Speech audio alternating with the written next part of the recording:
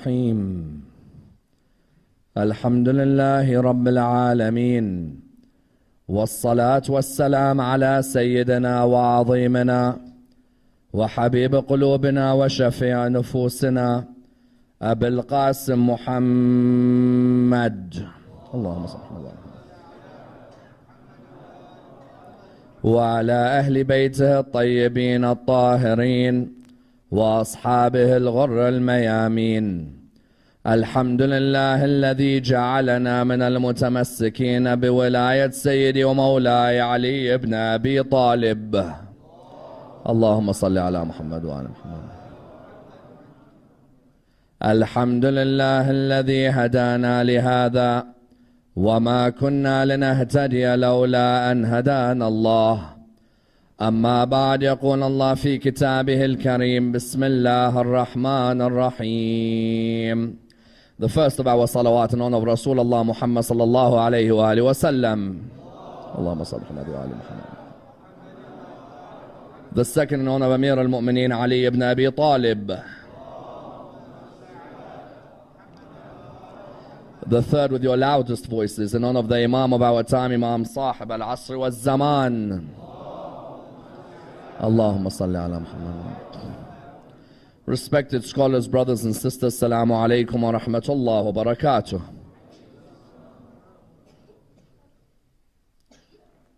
Is Bismillah ar-Rahman ar-Rahim part of the verses of the chapter of a Qur'an, or is it simply a divider between chapters?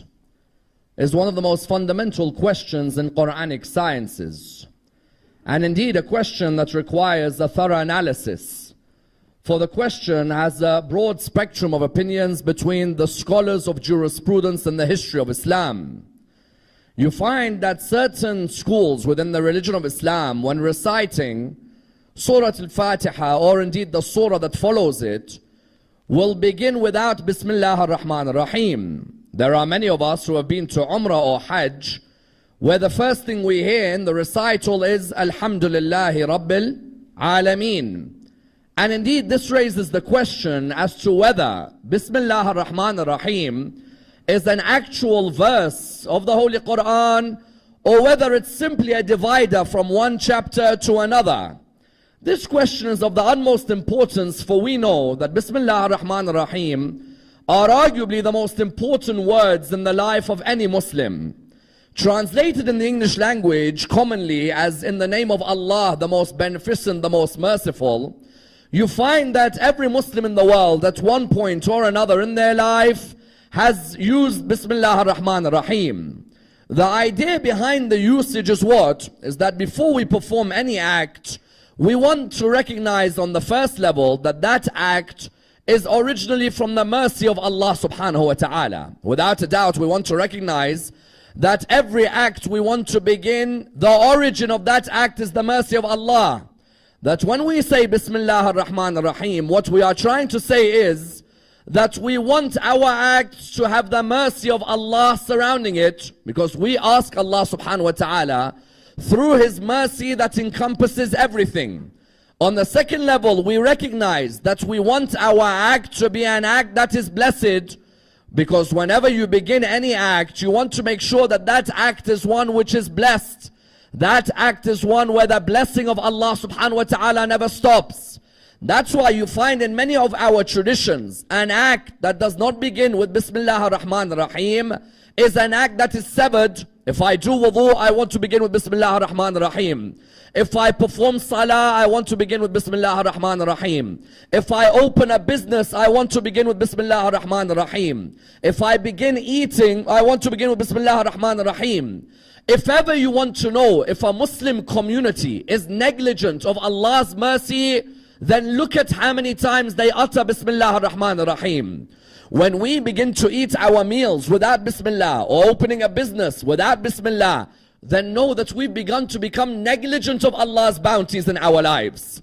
There are some of us in our lives today where Bismillah is not important at all, as in there are some of us where when we begin any act, we've forgotten the act of Bismillah ar-Rahman ar-Rahim. Whereas originally you would find that the Holy Prophet on many occasions would say that an act is severed when it doesn't begin with Bismillah ar-Rahman ar-Rahim. Yet many raise the question that is it that there are certain schools in Islam who when they begin reciting the Qur'an, they don't begin with Bismillah ar-Rahman ar-Rahim? As in, why is it when we go to Mecca and stand, for example, in Salah, why is it that the Imam of the mosque doesn't begin with Bismillah ar-Rahman ar-Rahim? As in, even sometimes if you notice, when you buy a DVD or a CD to listen to the Qur'an, have you noticed that the Bismillah ar-Rahman ar-Rahim is inserted from a different part of the Qur'an? As in, you'd notice that the recital of Alhamdulillah Rabbil Alameen is different from the recital of Bismillah ar-Rahman ar-Rahim. Why? Because you find that in Islamic history, there were schools that believed that Bismillah ar-Rahman ar-Rahim is not an ayah. This raised the question by some that Allah subhanahu wa ta'ala in the Qur'an tells the Prophet, وَلَقَدْ آتَيْنَاكَ سَبْعًا مِنَ الْمَثَانِي وَالْقُرْآنِ الْعَظِيمِ. Allah tells the Prophet in the Qur'an in Surah 15 verse 87, we have given you the 7 often repeated verses and the Qur'an. Those 7 often repeated verses and the Qur'an, those 7 verses are which verses? The verses of Surah Al-Hamd, isn't it? Someone asked the question that if the 7 verses of Surah Al-Hamd include Bismillah ar-Rahman ar-Rahim, then how come certain Muslims don't recite Bismillah ar-Rahman ar-Rahim? As in, surely if you don't recite Bismillah ar-Rahman ar-Rahim, then Surah Al-Hamd becomes 6 verses. So how is it that certain Muslims neglect Bismillah ar-Rahman ar-Rahim? And why do they neglect these verses? This then leads on to another issue, which is what?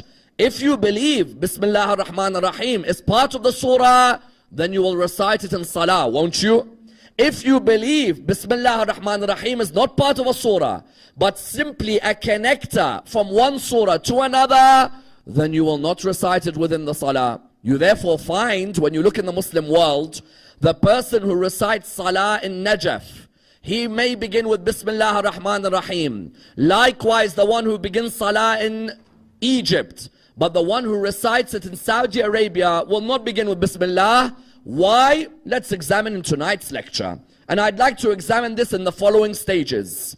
When we look within the Qur'an, which surah doesn't begin with Bismillah ar-Rahman ar-Rahim and why? Number 2, which surah did Allah replace that Bismillah by including it in another chapter? And what did Sulaiman have to do with Bismillah ar-Rahman ar-Rahim? Number 3, and of the utmost importance, what are the opinions of Abu Hanifa, of Imam Malik, of Imam al-Shafi'i, and of Imam Ahmad bin Hanbal when it comes to Bismillah ar-Rahman ar-Rahim and whether it is a part of the Qur'an and part of the surahs? And how does this affect their followers when they recite salah? Number 4, what do the Imams of Ahlul Bayt say about Bismillah ar-Rahman ar-Rahim in the chapters? And what do they say about the benefits of Bismillah ar-Rahman ar-Rahim in dunya and on the Sirat on the hereafter? Number 5, how is Bismillah ar-Rahman ar-Rahim one of the 5 signs of a mu'min? And what are the other 4 which ensure that a person is raised with the mu'mineen on the Day of Judgment? Let's examine this and examine this topic in depth. When you look within the Holy Qur'an, all Muslims agree that the word Bismillah ar-Rahman ar-Rahim is mentioned 114 times. That there is no doubt. Yet when you look at the Muslims, you ask them, but is there a chapter which doesn't begin Bismillah ar-Rahman ar-Rahim? They reply to you, yes. Which one? The most famous chapter which doesn't begin with Bismillah ar-Rahman ar-Rahim is Surah 9 of the Qur'an. That surah, sometimes it's called what? That surah, sometimes it's called Tawbah. On other times, that chapter is called Bara'ah. Tawbah means what? Repentance. Another name of the chapter which doesn't begin is what? Bara'ah. Bara'ah and Tawbah are sometimes used simultaneously. Some Qur'ans will say Surah 9 is Surah Tawbah. Others will say Surah 9 is what? Surah Al-Bara'ah. Bara'ah as a name gives you an indication of why Bismillah ar-Rahman ar-Rahim wasn't at the beginning of the surah.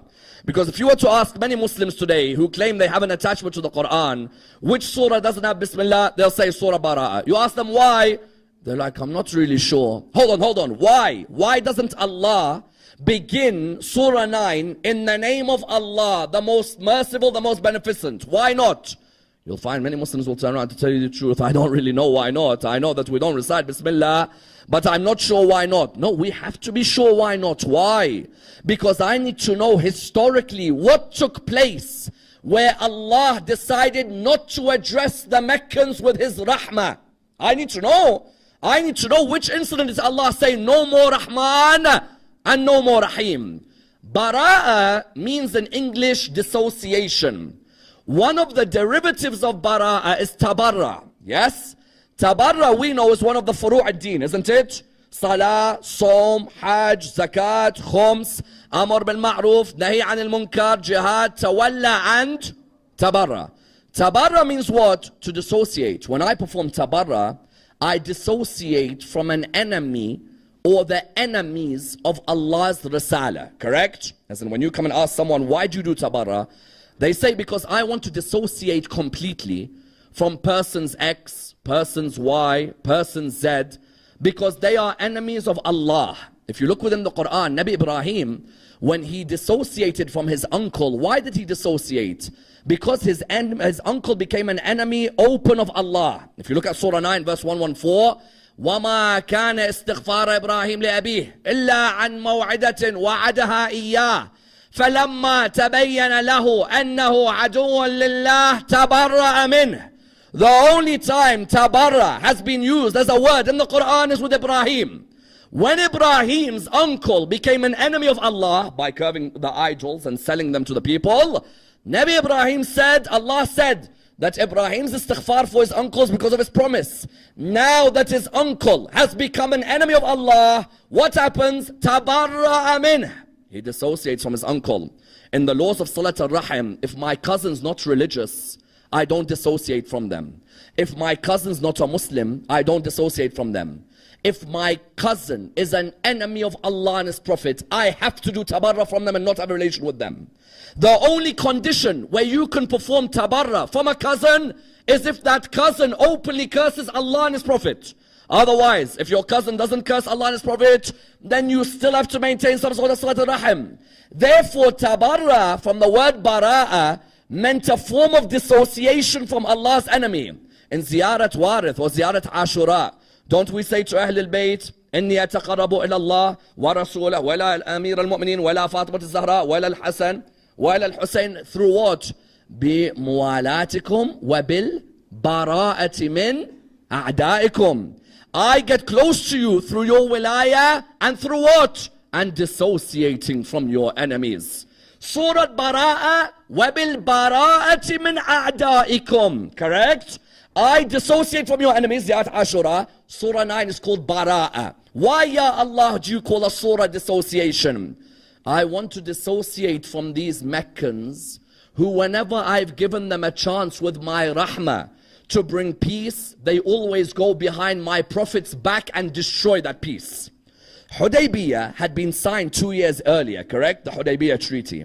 When the Hudaybiyah Treaty had been signed, that Hudaybiyah Treaty that had been signed, what was the intention of it? The intention was that the Meccans and the Prophet in Medina would stop fighting each other. They'd already had Badr, they'd already had Uhud. Rasulullah saw a dream that he should go towards Mecca. He had missed Mecca, 6 years he hasn't been to Mecca. He saw a dream that he should go with his companions towards Mecca. But Allah told him there'll be no fighting. The Quraysh were scared. They thought now Muhammad is not as weak as he used to be. Muhammad has thousands of people from Medina with him. They thought he's going to come and kill them. The Holy Prophet told his companions, we're not fighting anyone today. Some of his companions looked at him and said, but they used to kill us. He said, no. Today we go in the name of peace. To the extent one companion said, today I doubt this man's prophethood. No need to mention names. So what happened was, he clearly said that we're going to go in peace. When they said that we're going to go in peace, Rasulullah signed the Hudaybiyah Treaty. The Hudaybiyah Treaty, when he signed it, what was the intention? On the signature it said, no Muslim will attack a Quraysh, and no Quraysh will attack a Muslim for a period of 10 years, correct? That you're meant to honor. Imagine two countries today, Kenya and Tanzania, for example, come together. They say that we'll make a treaty with each other, that no Kenyan will kill a Tanzanian, and no Tanzanian will kill a Kenyan, and there'll be a 10-year treaty between us. Rasulullah knew this would be a good treaty. Why? The relations would improve, there'd be peace. Those companions in Medina whose family thought that they are bad by joining Islam will be able to meet their families again. The misconceptions will be removed. Couple of years after this treaty, on a dark night, the Banu Bakr of Quraysh attacked the Banu Khuza'a Muslims and slaughtered them. When they slaughtered them, the Holy Prophet had said, we had made a treaty, Hudaybiyah. The Hudaybiyah treaty, the intention was what? That we're going to honor each other. There'll be a rahmah between each other. We're going to protect each other's rights. What did they do? In a dark night, they massacred a lot of Muslims. Allah subhanahu wa ta'ala said, no more rahmah. Normally, when I give a risala, I make sure that that risala begins with Bismillah ar-Rahman ar-Rahim, correct? On this occasion, no way. And who gave them that risala? Imam Amir al-Mu'mineen salawatullah wa salamu alayhi. Allahumma salli ala Muhammad wa ali Muhammad. Rasulullah had sent Abu Bakr originally with 300 people to perform the minor rites of the pilgrimage, yes? When he sent Abu Bakr, a day after he sent him, Allah revealed to him, Surah Al-Bara'ah is to be revealed to the Meccans. Either you go or someone who is yourself has to go. Abu Bakr had already left, because sometimes people come and ask me, what, did Rasulullah tell Abu Bakr to reveal it? Then Allah told him to change it? No. Abu Bakr had left. Rasulullah called Imam Ali, said, Ali, come to me. These are the verses of Surah Al-Bara'ah. You go, stand in front of the Kaaba. And I tell you, this would haunt Ali ibn Abi Talib later at Jamal and Siffin. You know, sometimes when you take out your hatred, you take it out because you remember a young man at the age of 30 telling you what to do. It kills a human being sometimes. You find that what happened was, Imam Ali ibn Abi Talib went. Rasulullah said to him, there is no Bismillah ar-Rahman ar-Rahim when you talk to them. You begin, Bara'atum min Allahi wa Rasulihi ila alladhina ahadtum min al-mushrikeen. You begin by saying what? Not in the name of Allah, the most beneficent, the most merciful. Which mercy? Every time we sign a treaty, you break the treaty. No more rahmah. There is no more to come to you. Rather what? Those of you who've broken the treaty. Not everyone. CNN and Fox News, they play a very clever game with the first 6 ayahs of Surah 9. Because you know the first 6 ayahs of Surah 9 are vicious verses. Vicious. You know when you see a verse begin, when the holy months have passed, kill the disbelievers wherever you see them and surround them and corner them. And then I go to my friend at work, I'm like, Islam is a religion of peace. Which peace? He'll turn around to me and say, Ya Habibi, which peace? Your Qur'an in verse 5 of Surah 9 says, kill the disbelievers wherever you see them. If I don't have knowledge of these ayahs, I will be destroyed in a debate. But when I have the knowledge that Rasulullah had made peace treaty with the opposition, they broke it, then what? Then the verse which CNN and Fox News uses, you know what it says? Give them 4 months. Yes? You don't come and attack them straight away. Give them 4 months to at least say we are wrong, we were wrong, we're asking for forgiveness. Rasulullah doesn't just go straight away and tell Ali ibn Abi Talib, wherever you find them, hit them. No. Firstly, those who've broken the treaty, give them 4 months. Secondly, those of the Quraysh who haven't broken the treaty, those of the Quraysh, don't hurt them. Because there may be disbelievers in Quraysh who haven't done anything wrong.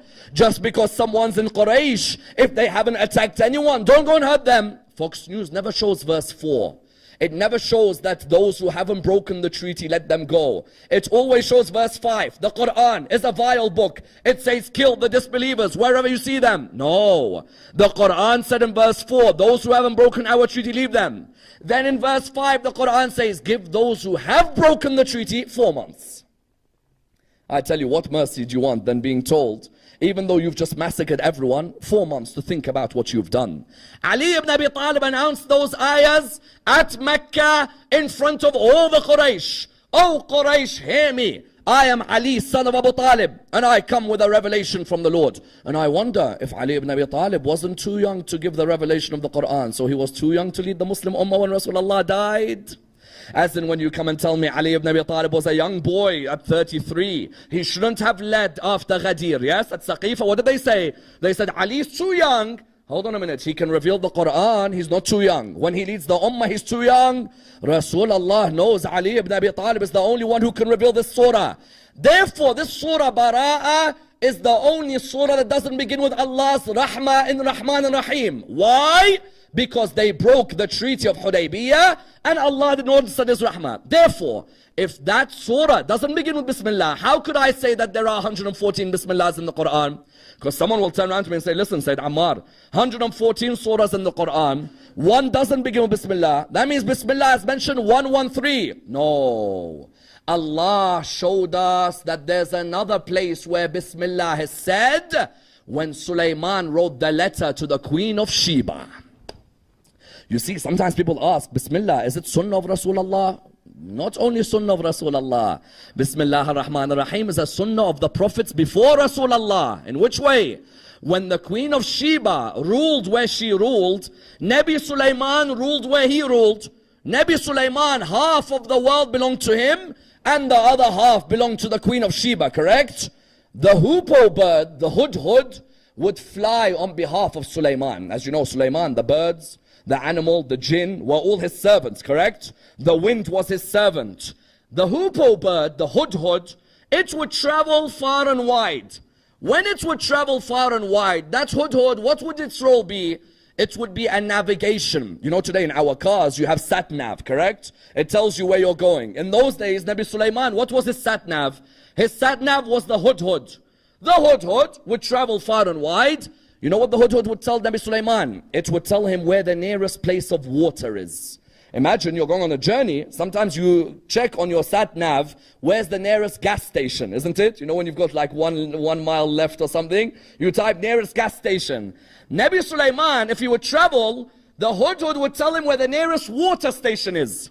That day the hudhud came back late. When the hudhud came back late, Nabi Sulaiman, he said, I promise that this hudhud, I will punish the hudhud if the hudhud had come back late.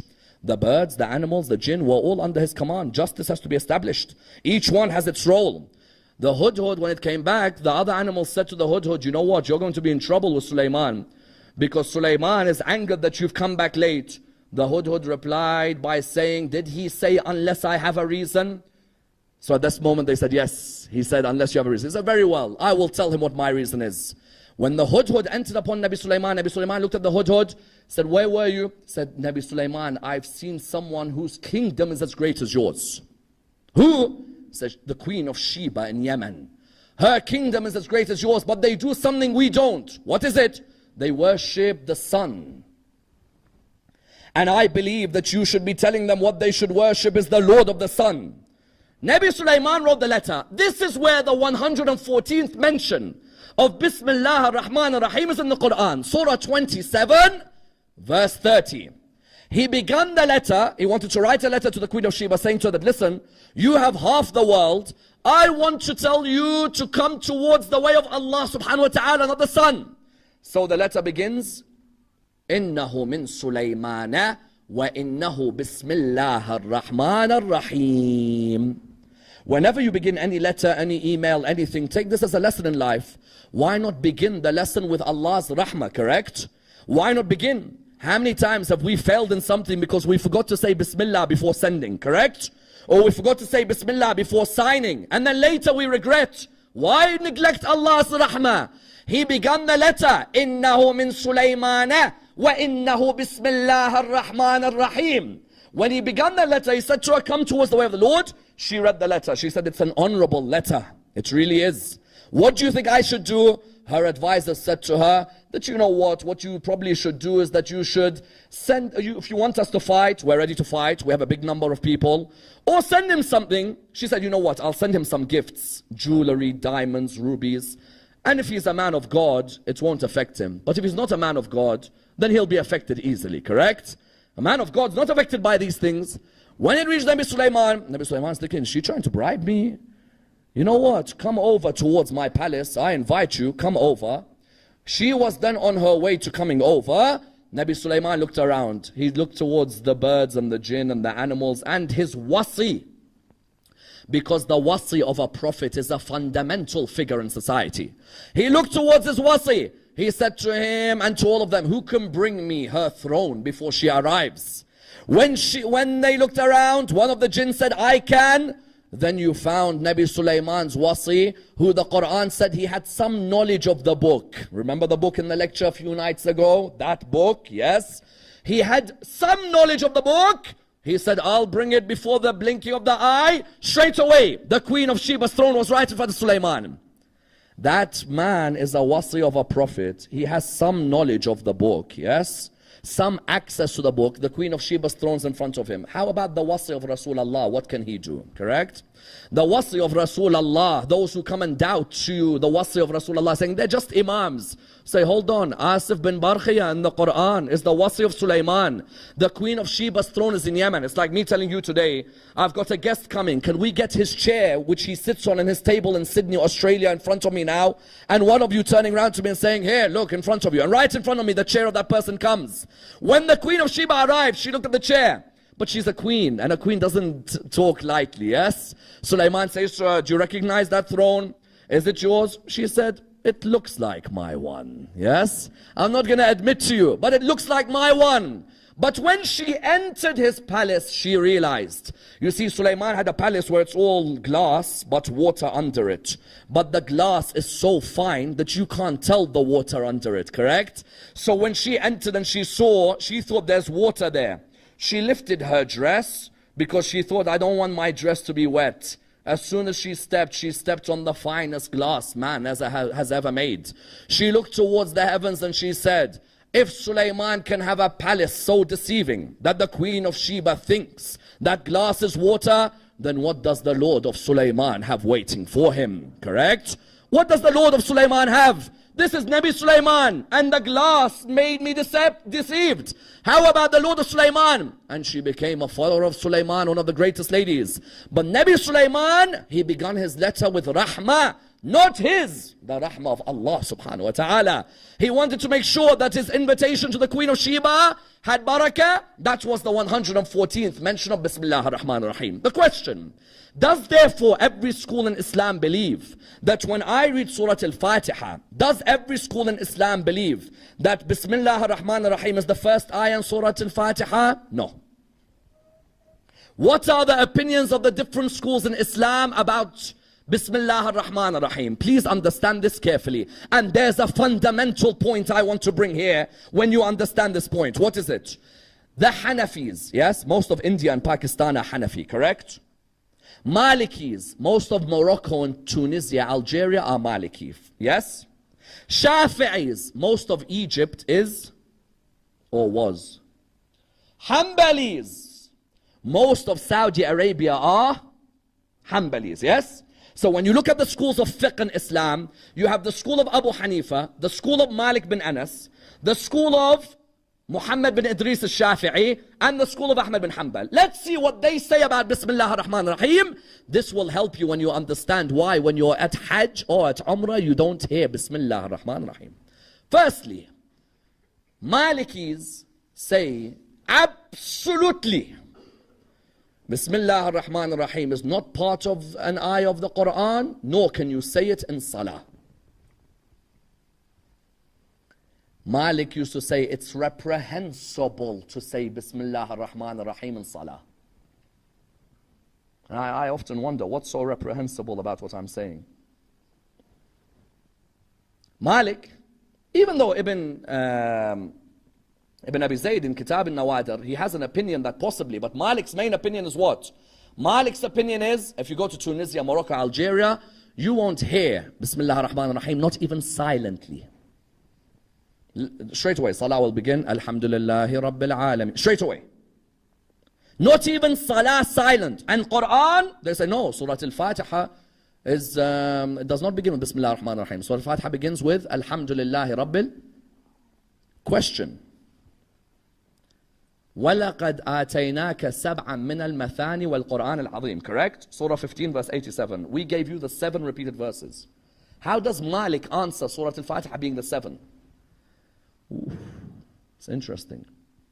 You know what he says? Count with me, all of you, if you don't mind. Bismillah ar-Rahman ar-Rahim. Yes? Alhamdulillahi Rabbil Alameen. Ar-Rahman ar-Rahim. Maliki yawm ad-Din. Iyaka na'budu wa iyaka nasta'in. اهدنا الصراط المستقيم صراط الذين أنعمت عليهم غير المغضوب عليهم ولا الضالين. Do you all agree? How many are they? 7. Qur'an says 7 repeated verses, yes? You know how the Malikis view this? Between صراط الذين أنعمت عليهم, they put that as the end of a verse, غير المغضوب. Yes, we the Shia do tahrif, yes? We. I'm the one who's accused of being someone who has a different Qur'an every year, yes? When I go to Hajj, they tell me, Shia, different Qur'an, yes? Me? Malikis, therefore, in Salah, Bismillah, no. Surah Al-Fatiha or any surah of the Qur'an, no Bismillah. Hanafis and Hanbalis, now this is which will help you in Hajj. We said Hanbalis are what? In Saudi Arabia, correct?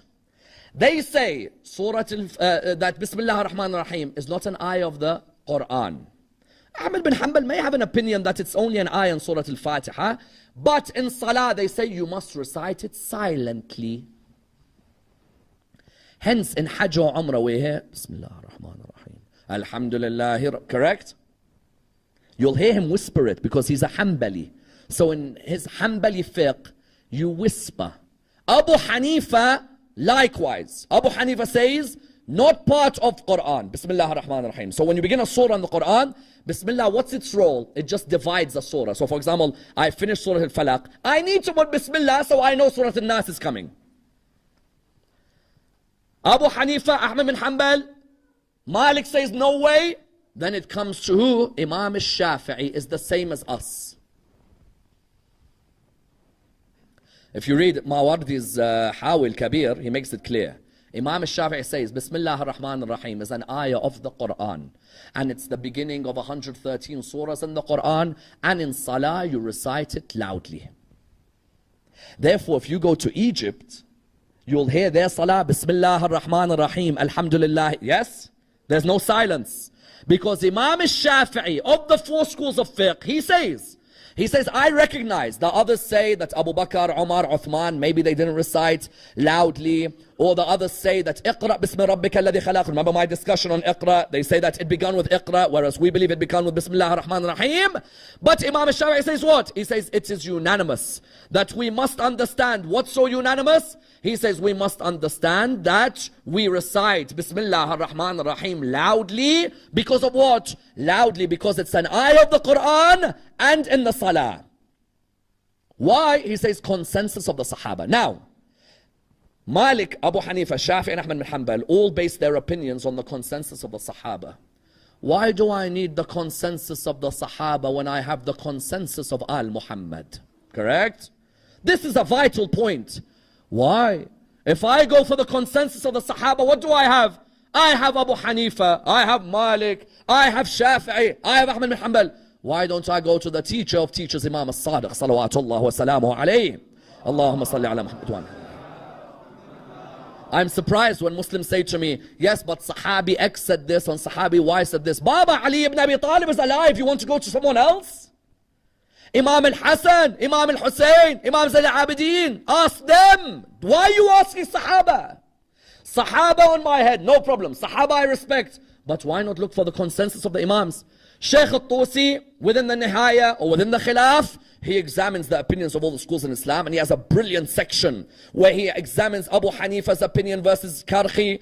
He completely examines Malik. He examines Ahmad bin Hanbal. Then he comes to our conclusion. He says in the school of Ahl al-Bayt, we say the Qur'an says, وَلَقَدْ آتَيْنَاكَ what? وَلَقَدْ آتَيْنَاكَ سَبْعًا مِنَ الْمَثَانِي. Surah Al-Fatiha, 7 verses. The first verse is Bismillah ar-Rahman ar-Rahim. That means Bismillah ar-Rahman ar-Rahim is the first verse of every surah in the Qur'an, except which one?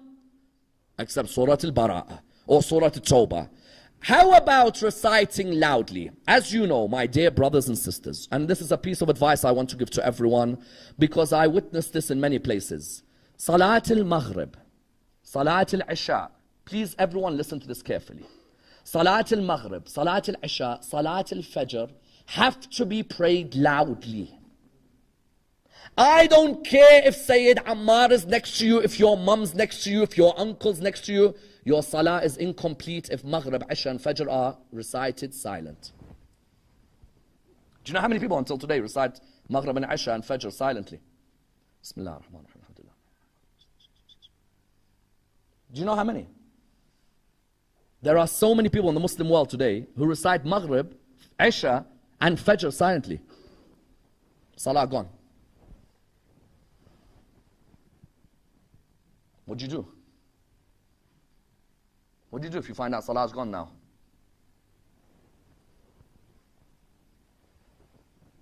Followers of Ahlul Bayt. Dhuhr and Asr are the only two you can pray silent. Whisper, yes? The others, Salah is void if they are silent. Someone says, hold on a minute, hold on. I pray Maghrib every day silently. Between you and your Lord now. Yani inshallah there is a way out from it. These are basics in Salah. These are things which a person should know 9, 10 years old. Yet you'll still go to places where everybody prays Maghrib, Isha. He'll be in the corner because the friends are all here. Maybe he prays in the corner, silent. Salat al-Maghrib, you begin Bismillah ar-Rahman ar-Rahim, has to be loud. Yes? Salat al-Dhuhr, mustahab to say Bismillah silent. But there is an option of saying loud. Sometimes, you know, if you lead Salat al-Dhuhr Jama'ah, there's the option of saying Bismillah loud so everyone knows to follow, yes? But otherwise, Dhuhr and Asr, everything silent. Maghrib, Isha, Fajr, loud. If your friend's next to you and you're embarrassed, saying loud, talking loud, your embarrassment, save it for the Day of Judgment, not here. Loud. And if you're scared to say Maghrib loud, there's a problem when you can't pronounce the Qur'an at that age. Maghrib, loud. Fajr, loud. Isha, loud. Bismillah ar-Rahman ar-Rahim in the school of Ahlul Bayt is what? It's recognized that when you recite it, it's part of the beginning. Yes, first ayah of the surah. And it's to be recited loudly. Why did the Ahlul Bayt focus on this so much? The Ahlul Bayt focus because there are so many traditions from them about the barakah of Bismillah ar-Rahman ar-Rahim with an act. Nabi Isa, one day he narrates, he says that he was walking in a graveyard. He ran past one particular grave. When he ran past it, Sahaba looked at him. They said to him, Nabi Isa, we just saw you run past that grave. They went the following year. One of the companions says, I went with Nabi Isa. This time he walked past the same grave. I say to him, O Prophet of Allah, last year you ran past that grave. This year you walked. He said, last year that person was being punished by Allah subhanahu wa ta'ala. But this year his child recited Bismillah ar-Rahman ar-Rahim. Allah removed the punishment from the grave from him. Further than that, the Holy Prophet says on the Sarat, you know, pull a Sarat on the Day of Judgment. The Holy Prophet says that when a person says Bismillah ar-Rahman ar-Rahim, on that day even, Jahannam will cry out, do not say those words for you are even drying up my fire. That if a person says Bismillah ar-Rahman ar-Rahim, when he's on his way towards Jahannam, he'll turn around and he'll say, Ya Allah, are you putting me in Jahannam when I said Bismillah ar-Rahman ar-Rahim? And Allah will say, did my servant call me Rahman? And did my servant call me Rahim? The servant will say, yes, do not let him touch the fire of hell, for he called me ar-Rahman and ar-Rahim. All of these traditions. And Bismillah ar-Rahman ar-Rahim, you think what? Physically it just has an effect that I just recite before I eat food? Spiritually, Bismillah ar-Rahman ar-Rahim can literally allow you to walk on water if you want as well. I tell you, it can allow you to walk on water. Sharif al-Murtada says he had a student who used to come to class late every day. Imagine the Hawza was here, there's a small lake, that student has to cross with the boat to the Hawza. Sharif al-Murtada says every day this person used to come late. When he walked into my class one day late, I said to him, why are you always late? He said, you know what, it's hard getting across with the boat and finally getting to you. Sharif al-Murtada said, okay, come to me at the end of the class. He came to him at the end of the class. Sharif al-Murtada looked at him. He said, you see this piece of paper? He said, yes. He said, keep this piece of paper. Never open it. Just keep it in your hands. And when tomorrow you're coming to class, just hold that paper, have yaqeen in what's in that paper, and you'll walk across the water. He said, what? He said, walk. He said, what do you mean walk? He said, no, literally, just walk across. Person said, next day I came towards that river, I'm thinking, shall I jump in? I've got all my bags with me, everything's going to be wet, shall I jump in? He's like, I put the first step, I had yaqeen, whatever Sharif al-Murtada gives, I have yaqeen. He said, I took that first step, I was comfortable. Second, third, you know what, I can't believe this. It's not just Nabi Isa alayhi salam who was walking. I'm now walking. He got to the class, Sharif al-Murtada said, how's everything? He said to him, alhamdulillah, very well. He said, you got across safe? He said, yes, safe. Second day again, he's walking across water. Third day, walking across water.